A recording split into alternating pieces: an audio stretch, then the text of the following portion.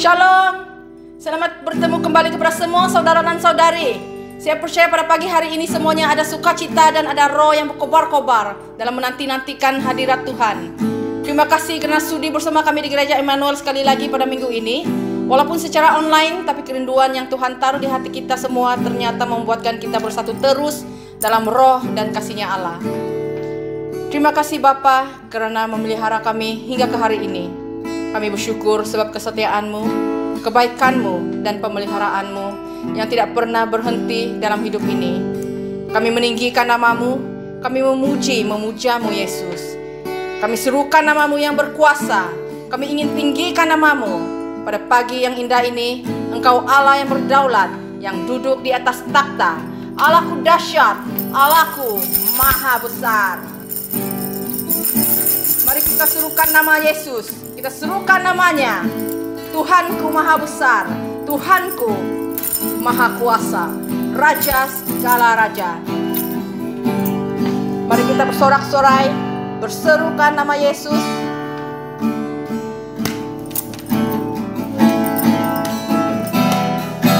Tepuk tangan sama-sama.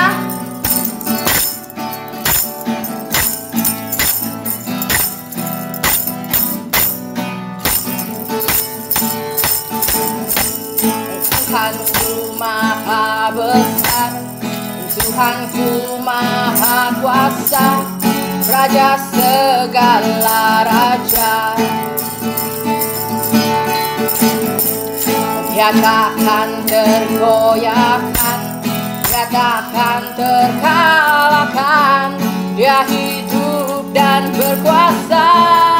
Serukan namanya, serukan namanya.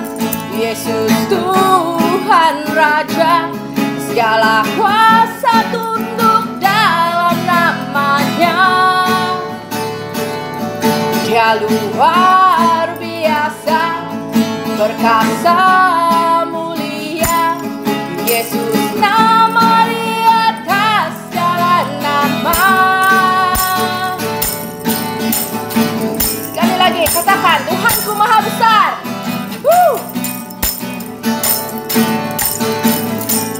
Tuhanku maha besar, Tuhanku maha kuasa, Raja segala raja. Oh yeah.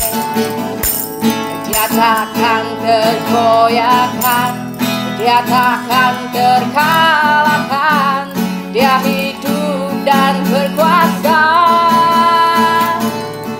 Serukan namanya, Yesus Tuhan Raja, segala kuasa tunduk dalam namanya.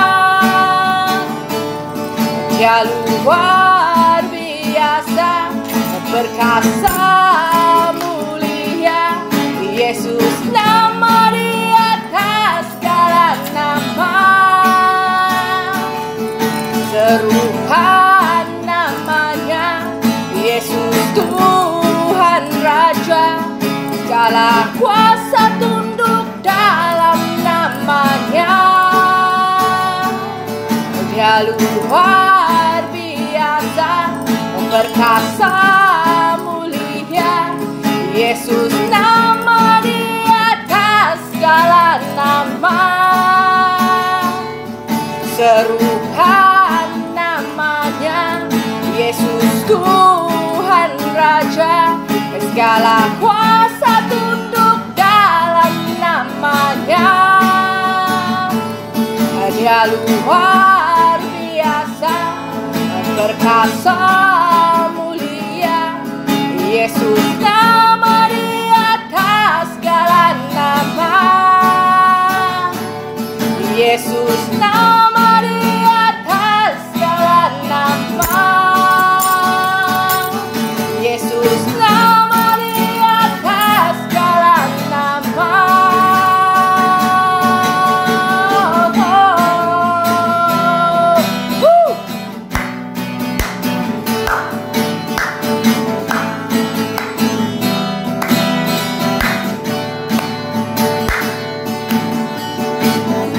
Tuhan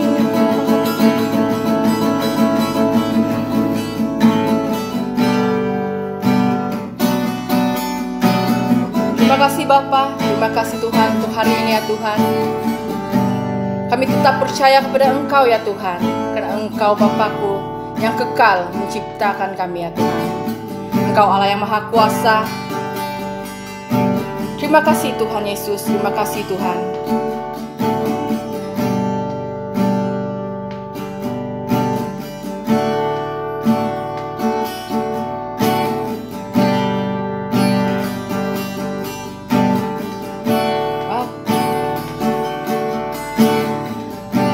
Bapakku yang kekal, Pencipta yang esa, Maha Kuasa,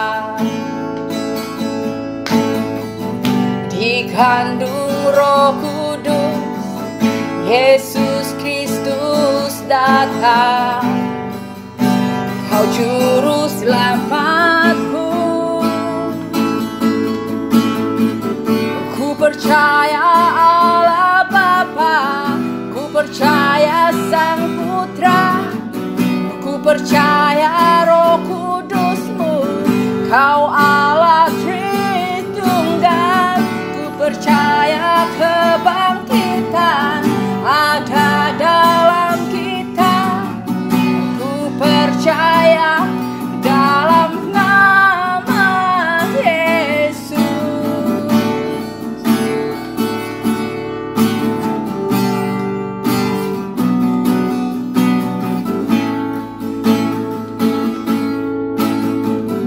Hakim dan pembela disalib sengsara, Kaulah rahmat-Ku. Turun ke dalam kelam yang mulia, bangkit bertakhta selamanya. Ku percaya Allah Bapa, ku percaya Sang Putra, ku percaya Roh Kudus-Mu, Kau Allah Tritunggal. Ku percaya kebangkitan ada dalam kita, ku percaya dalam nama Yesus.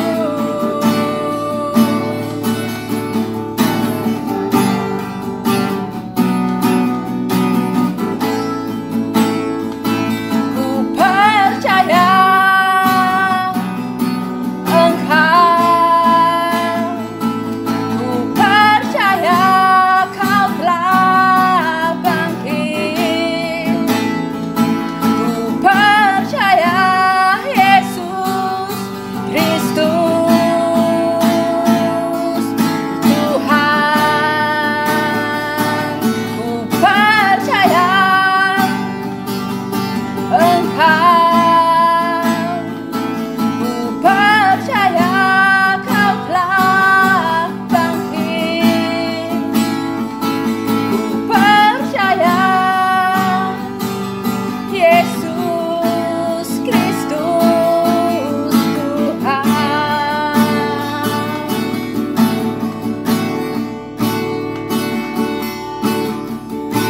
percaya hidup kekal, lahirnya anak darah, orang kudus bersekutu, gereja yang kudus.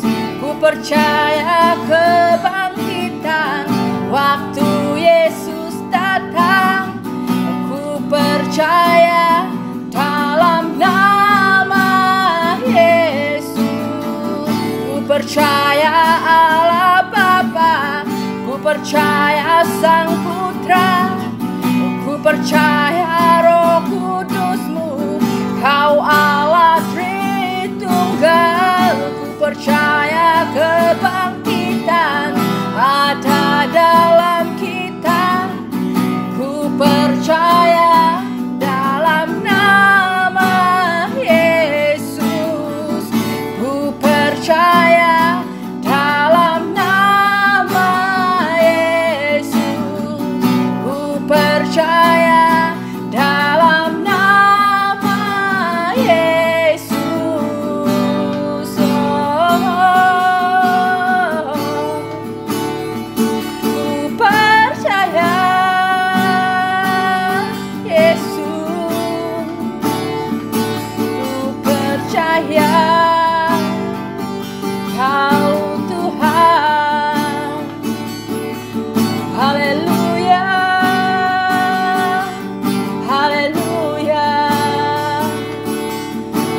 pribadi yang mengenalku, bekerjalah dalam hidup umatmu, dalam hidup umatmu ini Tuhan. Kami percaya padamu, berharap padamu Yesus. Kami letakkan seluruh kepercayaan kami padamu,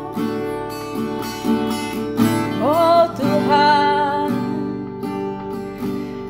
oh Bapa, Roh Kudus yang bekerja dalam hati kami. Ternyata bukan dengan keperkasaan dan bukan dengan kekuatan, melainkan dengan Roh-Mu ya Tuhan. Roh-Mu ya Tuhan yang memberikan kami kekuatan ya Tuhan Yesus, memberikan kami pengharapan ya Tuhan. Kami tidak dapat menjalani hidup ini ya Tuhan tanpa Engkau Tuhan. Terima kasih Tuhan, terima kasih Tuhan. Kami bersyukur Tuhan, kami bersyukur, kami benar-benar bersyukur dari hati kami yang terdalam ya Tuhan. Terima kasih Yesus, Engkaulah pengharapan kami ya Tuhan. Mari kita katakan kepada Tuhan, kita nyatakan ini sebagai doa kita kepada Tuhan Yesus. Mari kita memandang wajahnya dan berseru, mengharapkan pertolongan daripada Tuhan.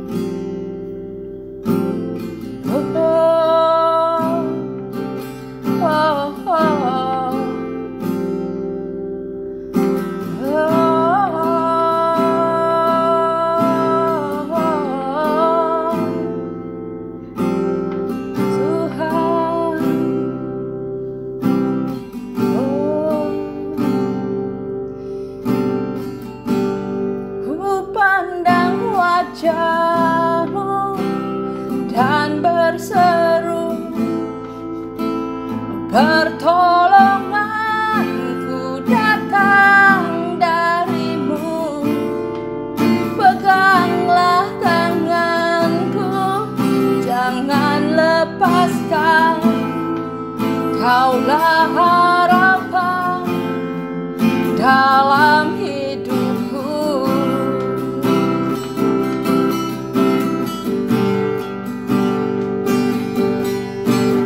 Bukan dengan kekuatanku ku dapat jalani hidupku, tanpa Tuhan yang di sampingku ku tak mampu sendiri.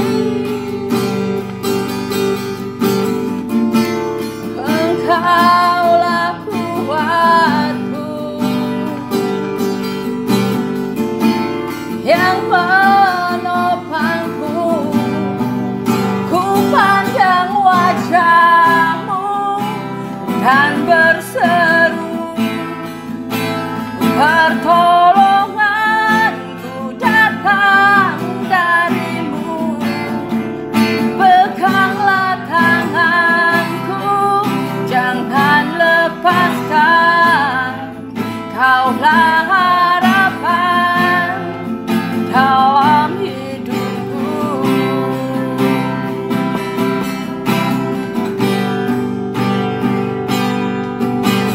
Bukan dengan kekuatanku ku dapat jalani hidupku, tanpa Tuhan yang di sampingku ku tak mampu sendiri. Engkaulah kuatku yang menopangku. Ku pandang wajah-Mu dan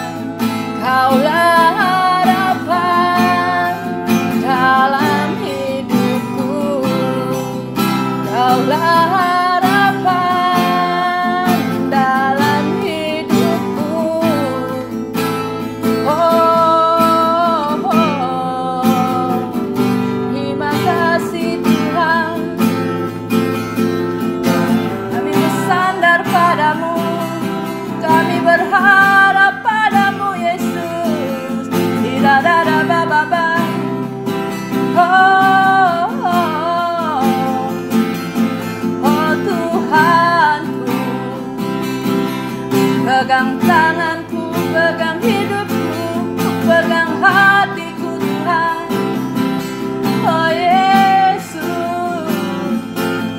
Shadara Baba Baca, Ya la la la la la la, Shera Basere, Ira Mashara Baba Baba.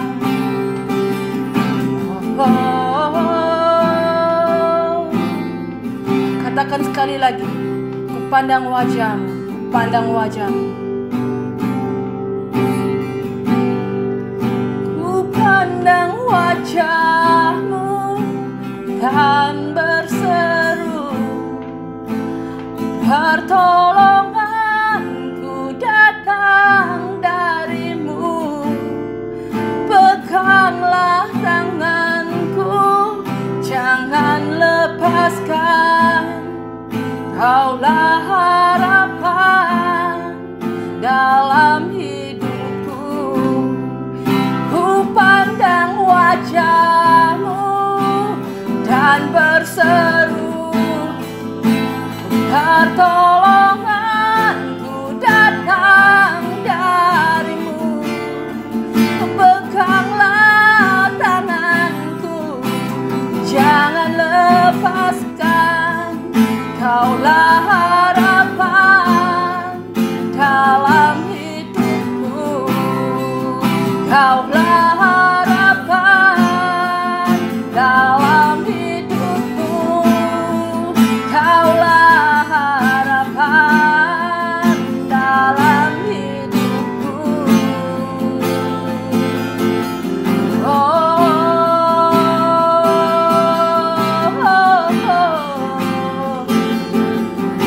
Ya Tuhanku, terima kasih Yesus. Engkau tempat kami bersandar Yesus, tempat kami berharap Tuhan. Ya Allahku, Roh Kudus yang memimpin, menuntun hidup kami. Oh, oh, saralalalalalalala, shiralalabase, yaralalalalalalala, sharalalalala, hiramalabashele, hiramasharalalalalalala.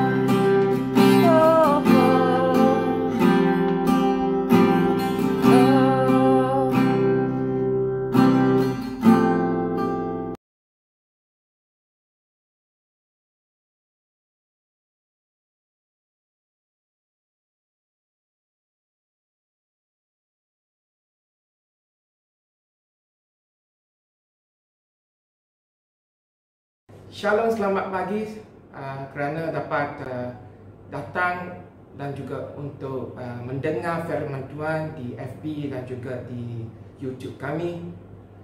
Saya amat bersyukur kepada semua yang dapat memberi komitmen untuk menyembah Tuhan dan untuk mendengar firman Tuhan pada minggu pagi hari ini. Satu pengumuman khas kepada semua jemaat Emmanuelites.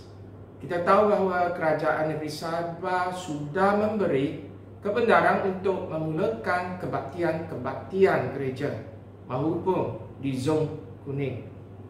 Tetapi kita mesti mengikuti SOP SCC Kosa untuk pembukaan kebaktian di tempat ibadat kami. So, jemaat Emmanuelites, pastor akan membuat pengumuman khas dalam WhatsApp grup kami di grup Connect kita selepas kebaktian Ahad ini ya, tentang pembukaan gereja-gereja kita di Kota Kinabalu, di Keningau dan juga di Biaskin. Untuk gereja kita di Metro Giling dan Kota Marudu, kerana sudah diluluskan sebelumnya, mereka akan meneruskan kebaktian di premis mereka masing-masing. Hari ini adalah hari Bapa. Satu hari untuk kita semua merayakan kasih sayang dan pengorbanan bapa-bapa kami masing-masing. Hari ini ialah hari-hari untuk melafazkan dan menghargai kasih dan pengorbanan bapa-bapa kita. Bagi pastor, saya amat berterima kasih banyak-banyak kepada semua bapa-bapa pada hari bapa ini. Dan di sini pastor ingin membaca satu puisi, satu sajak untuk semua bapa dan juga bapa pribadi pastor ya. Ayah, kaulah yang terbaik, yang selalu berbicara apa dalamnya. Salah ya salah, keterbukaanmu lebih dari sekadar ayah. Aku yang terlahir dari tulang rusukmu, menjelma dewasa kini, belajar dari sikapmu, ketegasanmu, dan luka-luka nan berbekas jadi. Disiplinku pada waktu, kau yang beritahu aku betapa waktu itu penting, bahwa hukuman untuk orang yang salah itu juga penting. Jauh darimu aku belajar mandiri, ayah, dengan selalu mengingat semua nasihat yang kau bagi. Bersama kenakalan yang lahir dari hati, maafkan anakmu, ayah.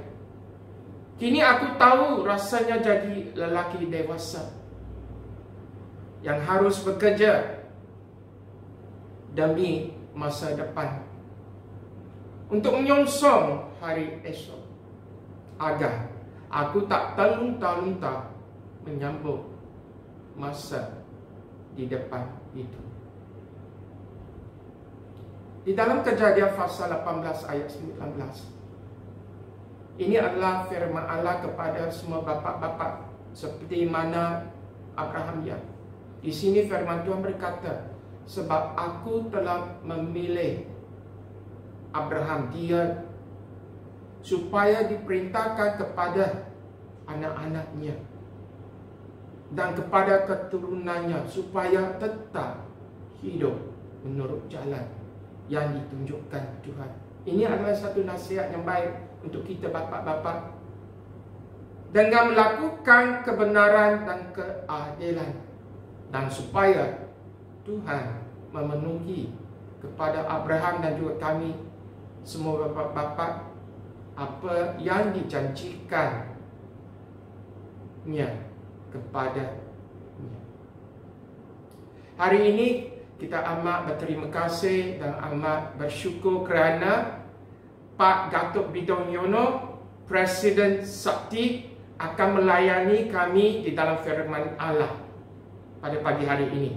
Mari kita membuka hati kami dan juga minda kami untuk menerima kuasa dan karunia kasih firman Allah di dalam kehidupan kami pada pagi hari ini. Mari kita membuka hati kita untuk firman Allah. Amen. Shalom, salam sejahtera dalam kasih Tuhan buat seluruh warga jemaat Emmanuel Church di negeri Sabah. Pada hari ini saya sangat senang saya dapat bergabung dengan saudara-saudara sekalian dalam ibadah yang istimewa ini, yaitu memperingati Father's Day. Karena itu kepada semua fathers, saya ucapkan Happy Father's Day. Kiranya Tuhan akan memberkati kita semua. Mari kita akan bersama-sama sekarang berdoa untuk mempersiapkan hati kita, merenungkan kebenaran firman Tuhan. Bapa kami yang di dalam surga, kami sangat mengucapkan syukur dan terima kasih kepadamu. Engkau karuniakan kepada kami hari ini, hari yang baik sekali, sementara kami bersama-sama memperingati dan merayakan Father's Day. Ya Tuhan, kami dapat mengadakan ibadah ini dan sekarang sebentar lagi kami akan bersama-sama mendengarkan renungan firman Tuhan. Hamba-Mu memohon kepadamu supaya Engkau akan memberkati proses renungan kami ini sehingga kami dapat mengerti firman-Mu dan kemudian kami dapat menjadi pelaku-pelaku dari firman-Mu itu. Berkatilah kami semua yang mengikuti ibadah ini ya Tuhan, tidak terkecuali. Tuhan berkati kami dengan berlimpah-limpah. Kami serahkan proses perenungan firman ini dari awal sampai kepada akhirnya ke dalam pimpinan Roh Kudus untuk diberkati oleh Bapa di dalam nama Tuhan Yesus Kristus. Kami telah berdoa ini. Haleluya. Amin. Amin. Amin. Kita sungguh bersyukur kepada Tuhan karena di dalam memperingati dan merayakan Father's Day hari ini, maka saya akan menyampaikan renungan firman Tuhan yang kalau diberi judul, maka judulnya atau temanya adalah Unbroken Relationship. Unbroken Relationship. Itu berarti suatu hubungan atau perhubungan yang tak terputuskan. Perhubungan yang tak terputus. Nah, saudara-saudara sekalian yang dikasihi oleh Tuhan, apakah ada di dalam Alkitab sebuah kisah cerita, kalau boleh kisah cerita nyata yang dapat memberi pertolongan kepada kita, bagaimana kita dapat membangun suatu perhubungan, hubungan satu dengan yang lain antar manusia yang tidak akan terputus. Nah, sebenarnya saudara-saudara, hubungan antar manusia itu cenderung sekali untuk gampang atau mudah terputus. Tetapi apabila kita mempelajari satu kisah di dalam Alkitab, mungkin kita akan mendapatkan satu pelajaran bagaimana supaya perhubungan yang kita miliki di dalam keluarga terutama, maka itu tidak akan pernah terputus. Saya teringat kepada kisah cerita seorang nabi dalam Perjanjian Lama, namanya Nabi Hosea. Nabi Hosea adalah nabi yang dipanggil oleh Tuhan untuk melayani umat Tuhan pada kira-kira abad ke-8 sebelum Masehi, berarti tahun 700 sekian begitu sebelum Masehi. Nah, pada waktu itu bangsa Israel yang sudah dipimpin oleh Tuhan keluar dari tanah Mesir, lalu kemudian masuk ke tanah perjanjian, mereka sudah tinggal di tanah perjanjian cukup lama. Tetapi kemudian bangsa Israel ini melupakan Tuhan yang adalah pahlawan besar dalam kehidupan mereka. Karena Tuhan adalah Tuhan yang telah mengeluarkan mereka dari perbudakan di Mesir, memimpin mereka dalam perjalanan di padang gurun selama 40 tahun. Pagi dan malam ditolong terus oleh Tuhan, memasuki tanah perjanjian, mengalahkan semua bangsa-bangsa di sana, supaya akhirnya mereka menduduki tanah yang dikatakan berlimpah dengan susu dan madunya itu. Dan mereka menikmati semua berkat Tuhan.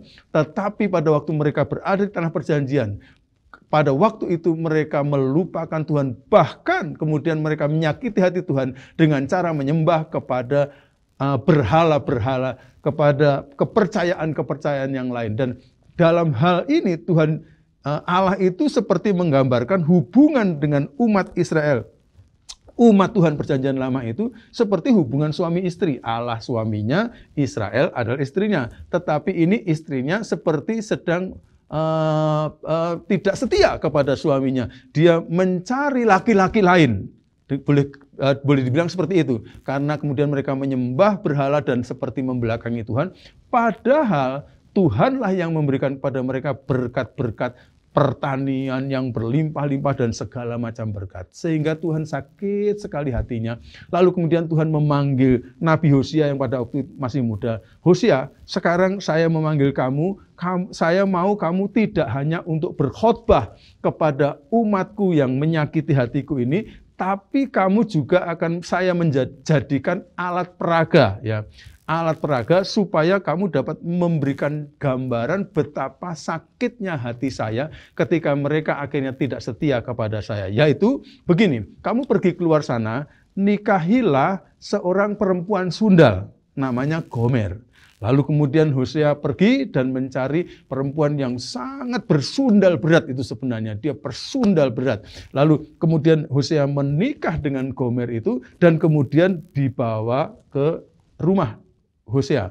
Lalu dalam pernikahan itu, ini pasti pernikahan yang tidak seimbang karena satunya adalah seorang nabi yang menjaga hidupnya sangat kudus, sedangkan istrinya adalah pesundal. Tetapi mungkin karena dia dinikah oleh seorang nabi yang sangat menjaga hidupnya kudus, maka si perempuan ini, si Gomer ini akhirnya merasa sangat diberkati, ini anugerah yang sangat besar, akhirnya dia seperti berubah. Dia menjadi baik, barangkali begitu, lalu kemudian dalam pernikahan itu Tuhan mengaruniakan kepada pernikahan Hosea 3 anak. Yang pertama disebut Yisrael, ya. Nama ini adalah diambil dari satu lembah yang beberapa tahun sebelumnya terjadi pertumpahan darah di antara orang Israel di situ. Jadi nama itu sebenarnya nama kenangan yang tidak baik. Lalu yang kedua, lahir yang kedua, anak perempuan. Tuhan meminta kepada Hosea supaya nama anak itu adalah Lo-ruhama. Lo-ruhama artinya yang tidak pernah sama sekali dibelas kasihani. Tidak pernah sama sekali mendapatkan belas kasihan. Aduh, kasihan si Hosea ini ya. Anak pertamanya sudah lembah tempat peperangan pertumpahan darah. Anak yang kedua sudah diberi nama Lo-ruhama, artinya tidak pernah dibelas kasihani. Dan anak ketiga juga lahir lalu disuruh memberi nama Lo-ami. Artinya tidak pernah sama sekali menjadi umatku atau bukan umatku. Hosea ini panggilannya sangat berat. Menikah dengan sundal, anak-anaknya lahir dan diberi nama yang tidak enak semuanya. Lalu kemudian akhirnya dibesarkan anak-anak ini, tapi belum lagi anak-anak ini menjadi besar, ternyata si Gomer itu kambuh lagi penyakitnya, yaitu dia mulai mencari laki-laki yang mau diajak oleh dia untuk menyeleweng dari pernikahannya. Jadi dia pergi keluar dan akhirnya dia menjual dirinya dan akhirnya laki-laki semua pada berzinah dengan dia. Bahkan akhirnya sampai sedemikian rupa laki-laki tidak ada yang mau dengan dia karena Gomer menjadi buruk. Akhirnya Gomer mengabdikan dirinya menjadi seorang budak, kerja keras dan sebagainya. Tapi upah kerjanya itu dipakai untuk membayar laki-laki supaya laki-laki mau berzinah dengan dia. Dalam keadaan seperti itu, Hosea adalah seorang yang tidak pernah tidak setia. Dan akhirnya Hosea mencari-cari terus sejak Gomer pergi dari rumah itu. Terus dicari-cari. Akhirnya Hosea menemukan si Gomer ada di pasar budak. Rupanya Gomer sebagai budak sudah tidak sanggup lagi bekerja, sehingga akhirnya diperjualbelikan di pasar budak. Dan pada waktu diperjualbelikan di pasar budak, ditawarkan dari harga sangat tinggi. Wah, berapa ringgit saya tidak tahu, ya sangat mahal. Tidak ada yang mau, sampai diturunkan. Sampai harganya sangat rendah, mungkin 6 ringgit atau 10 ringgit. Tapi juga tidak ada yang mau. Dan sementara begitu, seolah-olah Hosea pada waktu itu sedang berjalan-jalan dan mendengar di pasar budak kok ada seorang ditawar-tawarkan. Dan pada waktu dia lihat dari jauh, dia melihat seorang wanita yang sudah kurus, sudah kumal, sudah jelek, tapi dia seperti lihat itu adalah Gomer istrinya. Dan akhirnya dia datang kepada penjual itu dan katakan, tadi ditawarkan berapa? Yang paling tinggi. Lalu penjualnya barangkali akan mengatakan, aduh Pak, tadi ditawarkan sekian saja tidak ada yang mau, Bapak masih mau cari tahu harga yang paling tinggi. Sudah kasih tahu saya. Dan dia diberitahu harga yang paling tinggi. Lalu dikatakan oleh firman Tuhan bahwa kemudian Hosea memakai kebun anggurnya dijual untuk menebus Gomer, dan Gomer diajak pulang. Dan pada waktu pulang, Gomer dilayani oleh Hosea, dibersihkan, dimandikan, dikasih parfum, dikasih pakaian yang baik, diberi makan yang baik, dan bahkan kemudian diajak pergi ke padang gurun atau puncak gunung, ke tempat retreat supaya hanya akan berdua saja. Dan di situ Hosea mengatakan, aku mencintaimu. I love you, I love you, I love you forever. Saudara-saudara, ini adalah gambaran yang luar biasa. Demikianlah kira-kira Tuhan kepada umat pilihannya. Dia selalu bersikap seperti Hosea ini. Nah, dengan cara ini akhirnya maka pernikahan Hosea itu walaupun sebenarnya boleh dibilang sudah hampir terputus, tetapi pada akhirnya dapat diselamatkan oleh Hosea ini. Nah, dari cerita hidupnya ini, akhirnya Hosea disuruh oleh Tuhan untuk berkhotbah kepada umat Israel, dan khotbahnya itu dibukukan di dalam kitab Hosea yang kita miliki di Perjanjian Lama. Hari ini saya ingin mengajak saudara untuk melihat potongan dari khotbahnya yang terdapat di pasal yang kedua dari kitab Hosea, dan saya akan membacanya mulai ayat yang ke-13 sampai ayat yang terakhir dari pasal 2 itu, yaitu ayat 22. Nanti dari situ kita akan melihat kira-kira apa rahasianya sehingga hubungan yang sepertinya sudah hampir terputus itu pada akhirnya menjadi unbroken, akhirnya menjadi tak diputuskan kembali. Akhirnya perhubungan itu tak terputus oleh karena sikap dan sifat dari Hosea yang sebenarnya sedang menunjukkan sikap dan sifatnya dari Allah sendiri. Nah, di dalam khotbahnya nanti kita akan melihat bahwa Hosea itu kadang-kadang sudah tidak lagi membedakan hubungan di antara Allah dengan Israel dan hubungan di antara dia dengan Gomer istrinya. Sehingga akhirnya hubungan itu sudah menjadi satu, dan khotbahnya kadang-kadang menyatu. Kadang-kadang dia berbicara mengenai hubungan Allah dengan Israel, di tengah-tengah kemudian hubungan dia dengan Gomer dan sebagainya. Mari kita akan membaca teks itu, lalu nanti kita akan melihat prinsip-prinsip apa yang dapat kita pelajari supaya kita memiliki unbroken relationship, perhubungan yang tak terputus. Hosea pasal 2 ayat yang ke-13 sampai 22. Demikianlah firman Tuhan. Sebab itu sesungguhnya aku ini akan membujuk dia. Ini seperti Tuhan atau Hosea.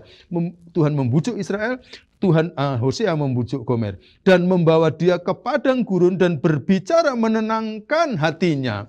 Aku akan memberikan kepadanya kebun anggurnya dari sana dan membuat lembah Akor menjadi pintu pengharapan. Maka dia akan merelakan diri di sana seperti pada masa mudanya, seperti pada waktu dia berangkat keluar dari tanah Mesir.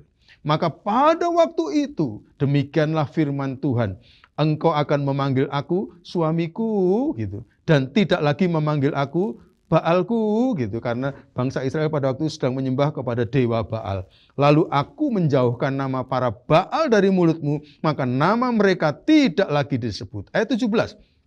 Aku akan mengikat perjanjian bagimu pada waktu itu dengan binatang-binatang di padang dan dengan burung-burung di udara dan binatang-binatang melata di muka bumi. Aku akan meniadakan busur panah, pedang dan alat perang dari negeri dan akan membuat engkau berbaring dengan tenteram.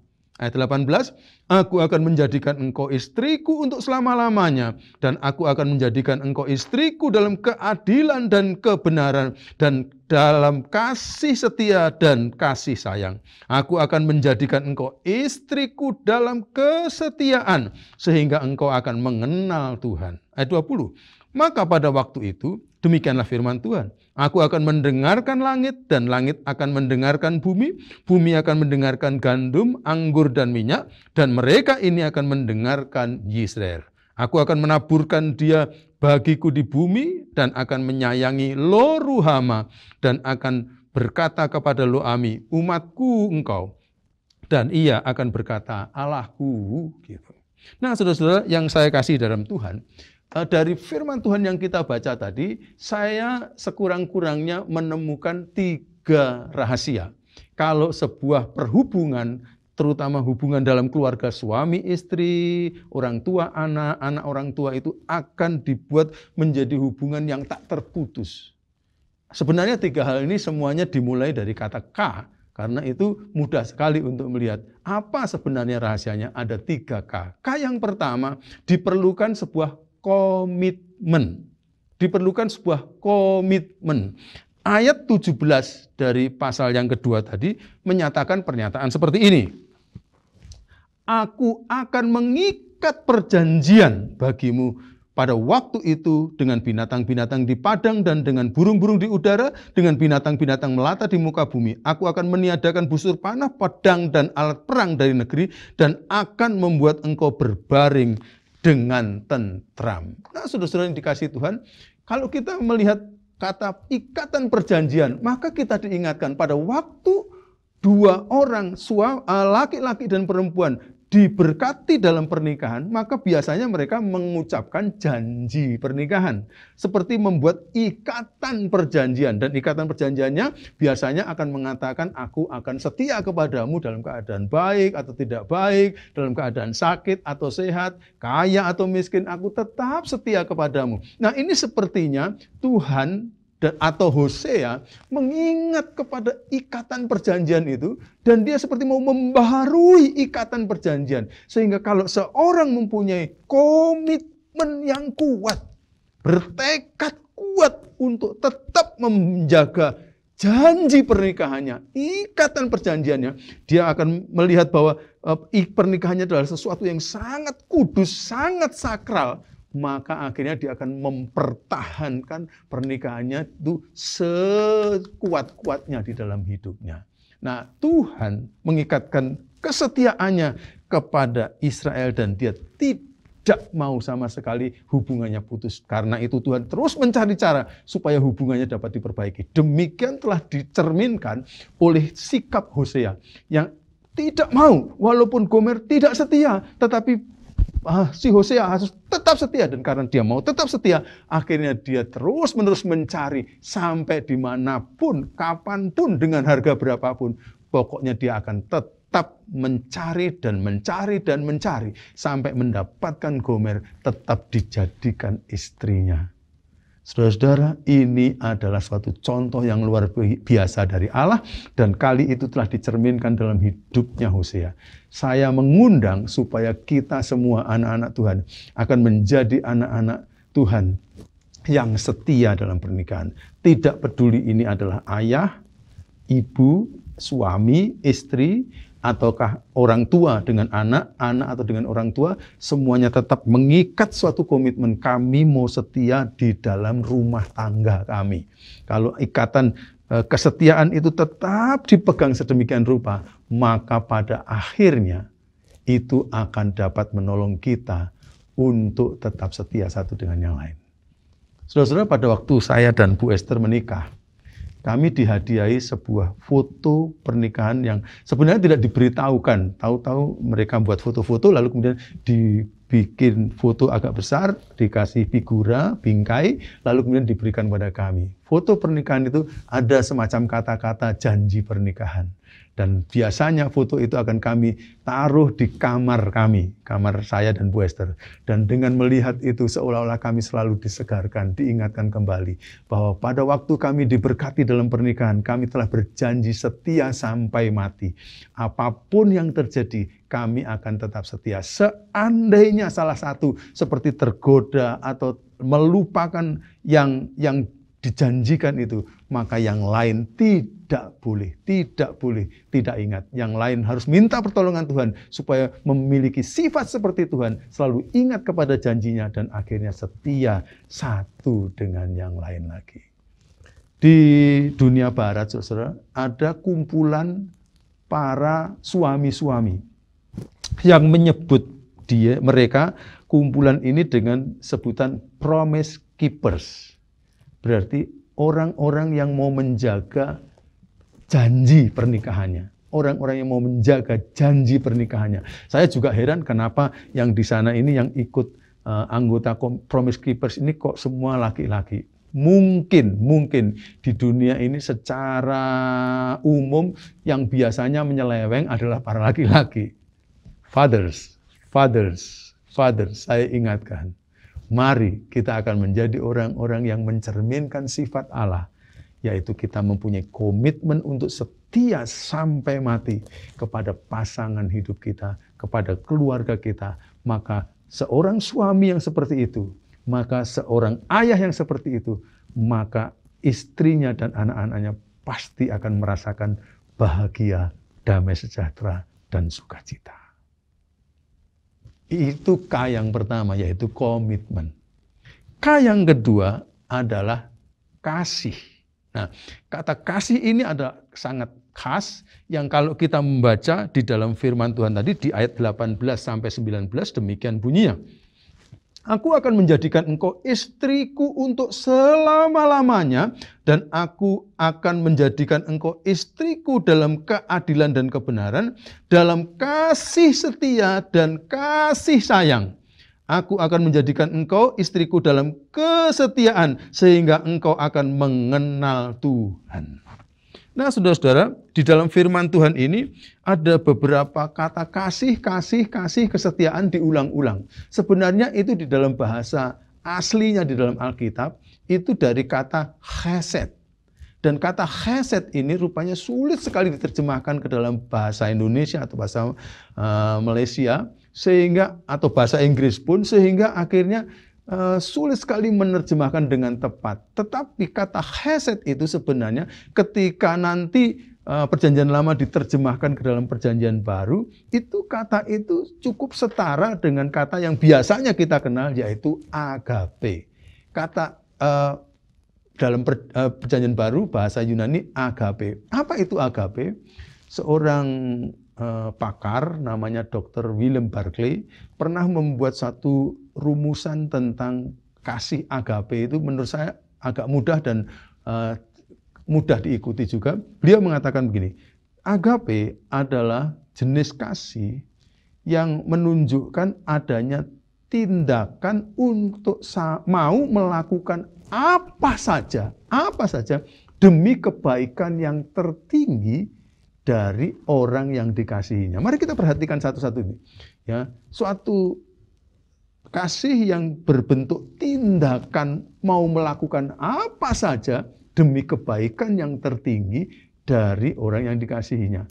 Kasih agape berpusat kepada tindakan, bukan perasaan, bukan kata-kata, bukan janji, tapi tindakan nyata. Bertindak apa saja, tidak ada yang tidak mau dilakukan. Contohnya kasih agape dari Allah Bapa kepada kita adalah Allah Bapa hanya mempunyai satu-satunya putra yang tunggal. Karena kasih agapenya itu harus mengorbankan anaknya, anaknya pun dikorbankan. Tuhan Yesus hanya memiliki satu-satunya hidup. Tetapi ketika dia memiliki kasih agape, maka satu-satunya hidupnya itu juga dikorbankan bagi kita di kayu salib, supaya dosa-dosa kita dapat diampuni. Artinya kalau hidupnya saja bisa dikorbankan, kata Rasul Paulus dalam pasal yang ke-8 dari kitab Roma, apalagi yang dia tidak dapat lakukan atau tidak mau lakukan? Tidak ada. Kalau hidup saja sudah diberikan, maka tidak ada yang lain yang tidak akan diberikan kepada kita. Nah, demikianlah Hosea. Hosea itu telah menetapkan, saya mau mengasihi Gomer, apapun harganya. Padahal Gomer sudah menyeleweng, sudah tidak setia, berzinah dengan laki-laki hidung belang di mana-mana. Dia bahkan telah menghabiskan hartanya Hosea. Sebenarnya kalau Hosea tidak mau melakukan apa-apa, sepertinya sudah seimbang. Tapi tidak demikian. Kasih agape, mau melakukan, mau bertindak apa saja. Dan ketika tadi dia jalan-jalan, dia menemukan Gomer sedang dijual di pasar budak. Timbul belas kasihannya. Dan akhirnya dia mengatakan, berapa harga yang kamu tawarkan pertama? Dan harga itu sangat mahal. Dia menjual kebun anggurnya dan kemudian dipakai untuk menebus itu si Gomer, supaya Gomer dapat kembali lagi kepada dia. Waktu sampai di rumah dibersihkan luar biasa, diberi makanan yang sangat enak, bahkan kemudian diajak semacam retreat ke satu tempat yang dingin di atas bukit, dan kemudian di situ Hosea mengatakan, I love you, I love you, I love you. Aku mencintaimu selama-lamanya. Tidak peduli engkau seperti apa, aku tetap mencintaimu.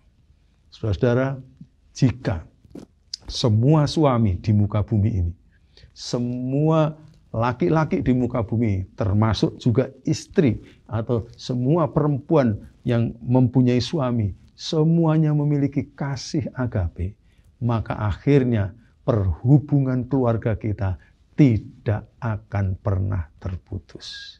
Kiranya Tuhan akan menolong kita, sehingga kita akan selalu mau melakukan apa saja. Dan tujuannya untuk apa melakukan apa saja? Tadi saya katakan, demi kebaikan yang tertinggi dari orang yang dikasihi. Kasih agape tidak konsentrasi kepada diri yang mengasihi.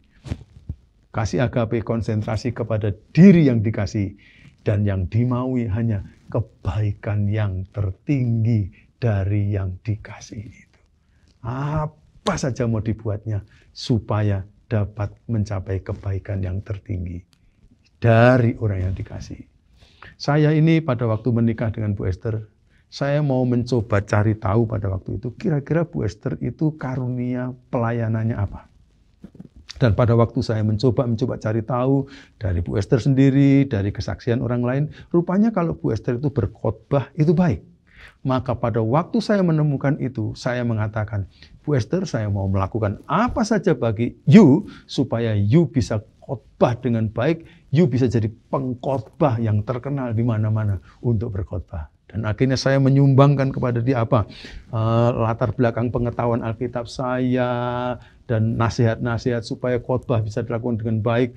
Dahulunya saya sudah berkhotbah lama sebelum Bu Esther berkhotbah. Tetapi pada akhirnya Bu Esther rasanya bisa berkhotbah jauh lebih baik dari saya. Dan pada waktu dia jauh lebih baik khotbah dari saya, maka saya bahagia. Kemudian Bu Esther mulai diundang untuk berkhotbah di berbagai macam gereja, jadwalnya sangat padat. 1 tahun ke depan sudah penuh sekali, 1 hari Minggu kadang-kadang berkhotbah 4-5 kali ibadah. Dan saya bangga karena saya dapat mempersembahkan suatu pengorbanan atau tindakan yang menyebabkan Ibu Esther dapat mencapai kebaikannya yang tertinggi. Kalau Tuhan mengaruniai Ibu Esther kemampuan untuk berkhotbah, saya mau Bu Esther menjadi pengkhotbah yang dipakai Tuhan di mana-mana dengan hasil yang luar biasa. Saya sangat bersyukur dengan itu. Saya sangat senang. Nah, orang yang mengasihi dengan kasih agape justru senang apabila orang yang dikasihinya akan dipakai Tuhan sesuai dengan karunia-Nya. Akan senang kalau istrinya, kalau suaminya berprestasi.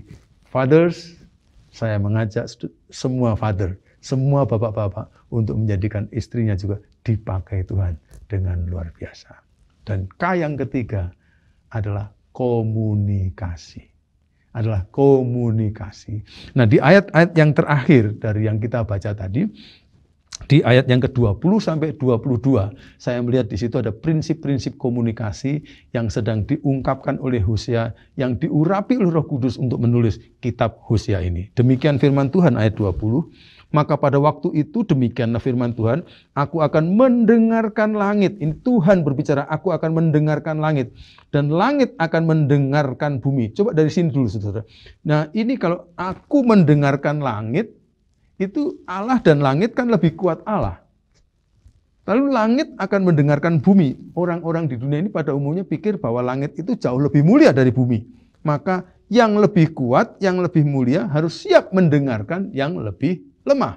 Nah, coba kita teruskan lagi sekarang. Di ayat yang ke-20 diteruskan dengan mengatakan, bumi akan mendengarkan gandum, anggur, dan minyak yang tumbuh di bumi. Jadi ini berarti bumi yang kuat mau mendengarkan gandum, anggur, dan minyak. Dan mereka ini akan mendengarkan Yisrael. Mereka ini mendengarkan Yisrael yang lebih lemah dari dia. Itu salah satu dari prinsip komunikasi. Dalam prinsip komunikasi supaya terjadi komunikasinya lancar, maka yang lebih kuat harus siap untuk mendengarkan yang lebih lemah. Sudah biasa di muka bumi ini, para istri-istri suruh mendengarkan kepada suaminya. Anak-anak disuruh mendengarkan kepada orang tuanya. Tetapi dalam sebuah keluarga yang komunikasinya baik, maka istri tidak akan pernah takut untuk berbicara dengan terbuka kepada suaminya karena suaminya mau menjadi pendengar yang baik kepada istrinya. Anak-anak tidak akan pernah takut untuk mengungkapkan isi hatinya karena ayah dan ibunya menjadi pendengar yang baik kepada anak-anaknya. Ini harus menjadi prinsip komunikasi dalam keluarga kita.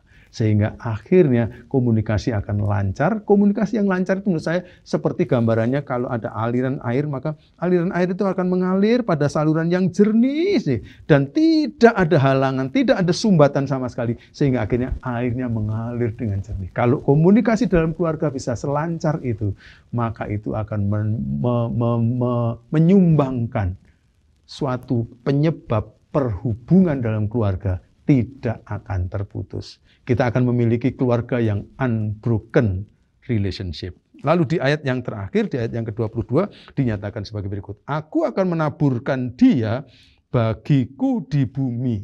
Ya, berarti menyebar, artinya menjadi luar biasa di mana-mana akan didengarkan dan akan menyayangi Loruhama. Loruhama tadi artinya adalah sama sekali tidak disayangi, sama sekali tidak dibelas kasihani, tapi dalam suatu komunikasi yang baik, maka akhirnya yang kuat menyayangi yang tidak dapat atau secara natural, alamiah tidak dapat disayangi.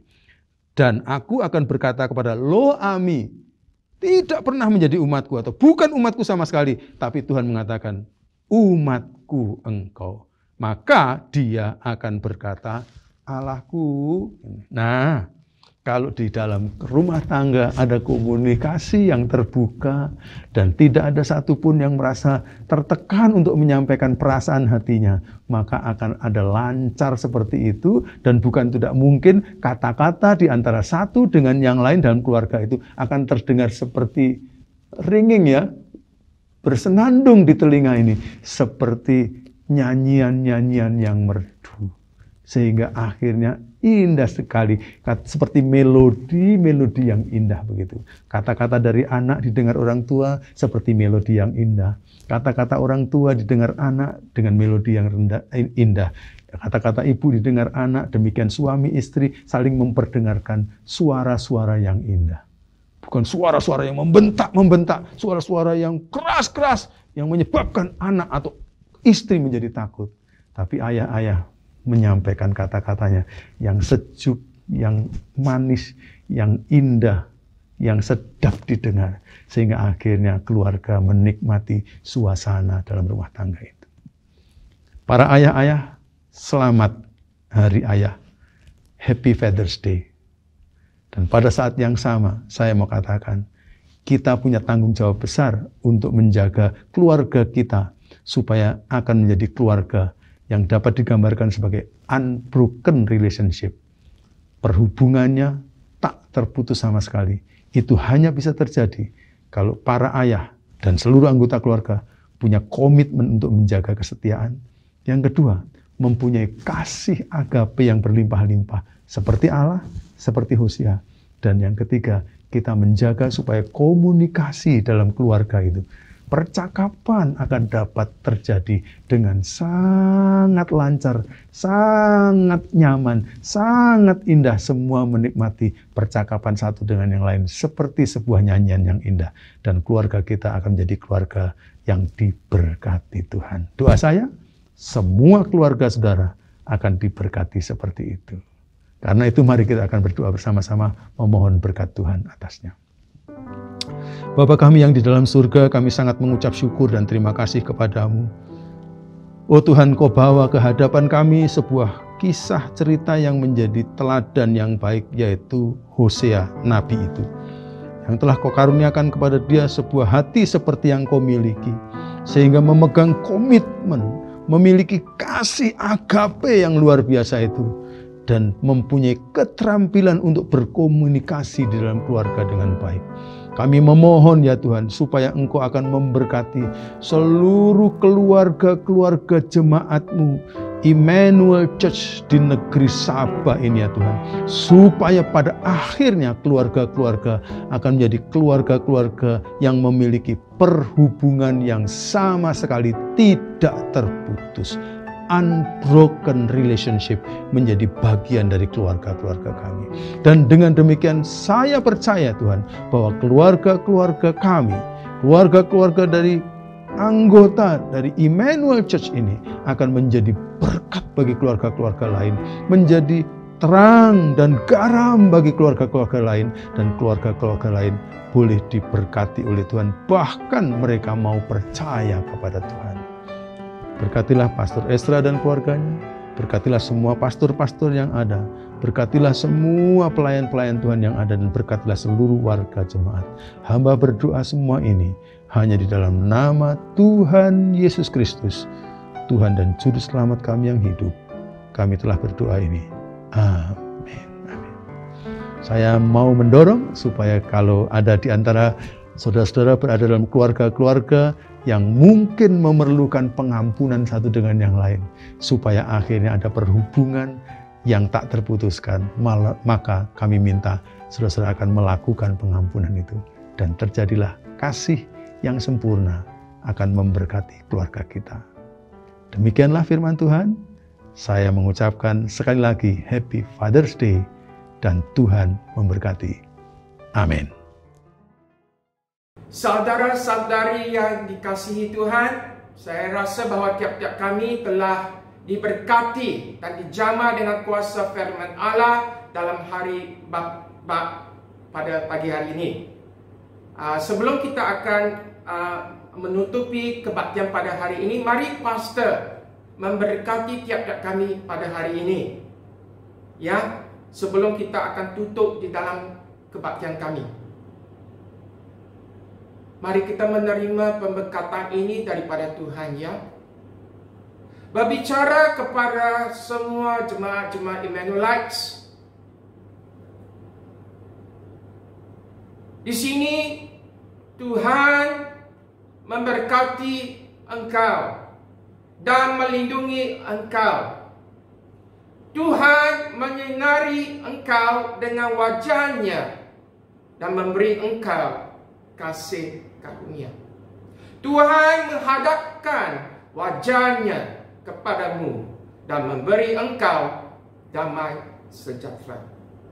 Demikianlah kita mesti meletakkan nama Tuhan Yesus dalam keluarga kami, dalam kehidupan kami, dalam jemaat kami.